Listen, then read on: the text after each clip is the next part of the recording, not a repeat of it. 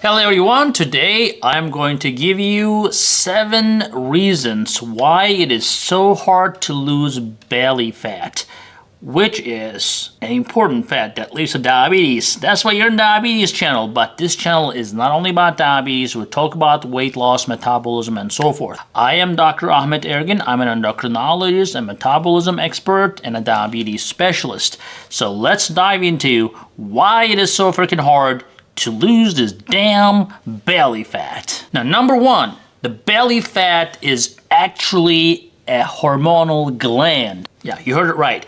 It is actually the fat cells in our body, especially the belly fat, the visceral fat we call this, which is the fat around your organs that are pushing out from your belly. The visceral fat actually works like a hormonal gland. They secrete a lot of enzymes and cytokines and proteins that actually creates insulin resistance.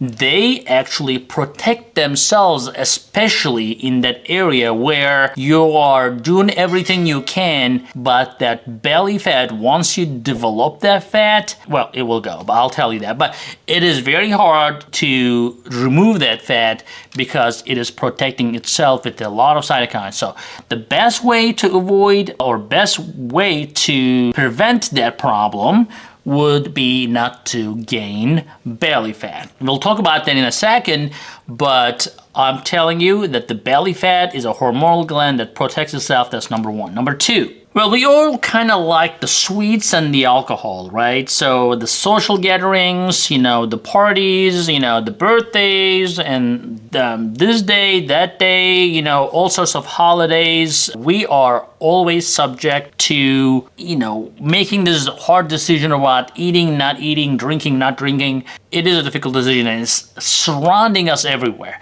So every time you say, oh, it's a one time, it's not gonna hurt me, it's gonna hurt you. And that thing that you eat, the alcohol and any sweets, any carbs, goes right to your belly. Your belly fat will accept it graciously and will not let it go.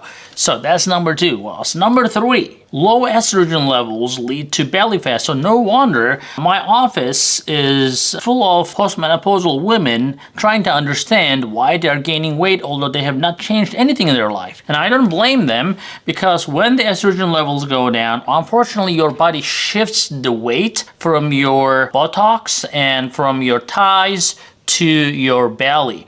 And sometimes the hormone replacement helps, but most of the time, even when you take hormone replacement, most women will see an increase in the size of their abdominal area due to change in their life. And number 4, the diet only will not get rid of the belly fat. You have to exercise. Now, a lot of people have tons of exercise excuses not to do exercise, right? But you have to. If you're not doing cardio, if you're not getting your heart rate up to 120, 130 for at least 30 minutes to an hour, that belly fat is not going to go away. So yes, you have to diet right, avoid all the bad carbohydrates, the sweets, the alcohol, but at the same time, you have to learn to make a priority to exercise every day, and especially cardiac exercise, to get rid of the belly fat. Now, number 5 is the cortisol. Now, cortisol is a stress hormone and unfortunately makes fat cells thrive, especially in that visceral area,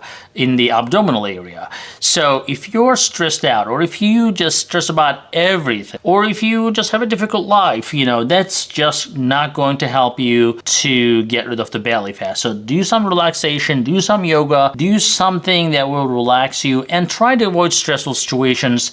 That will definitely help you in the long run to avoid that belly fat. But number 6, sometimes you cannot really beat genetics, or actually pretty much never. You cannot beat your genetics. So if your mom was an apple-shaped person, if people in your family have significant abdominal obesity, sometimes it's just in your genes. And don't just be frustrated because everything you did, I said, and you still didn't lose everything in your belly. You will lose it, but you may still retain some, and that may be just simply genetics. And lastly, and most importantly, the added sugars. Now, most people think that they have a great diet, but they don't mind putting all sorts of ketchup on their food, for example. Well, these ketchups are full of added fructose and sugar that you may not be aware of. So every time you consume a food, try to make a habit of looking at the nutritional facts. Especially high fructose corn syrup is heavily used in the United States, in many developed countries as well, and there is great evidence that the fructose, especially those high fructose corn syrup, not the fructose from the fruits, but these processed fructose goes to your liver, gets trapped, and turns into fat immediately. So you need to make sure that you are staying away from everything that is processed that gets on your table. So guys, I hope this helps, and I hope you like this video. Give a thumbs up, share, and we'll see you in the next video. Hey guys, I hope you're enjoying this channel so far, and I hope you subscribed already. If you didn't, do it. And if you did, watch this video right there. I think that will help you too.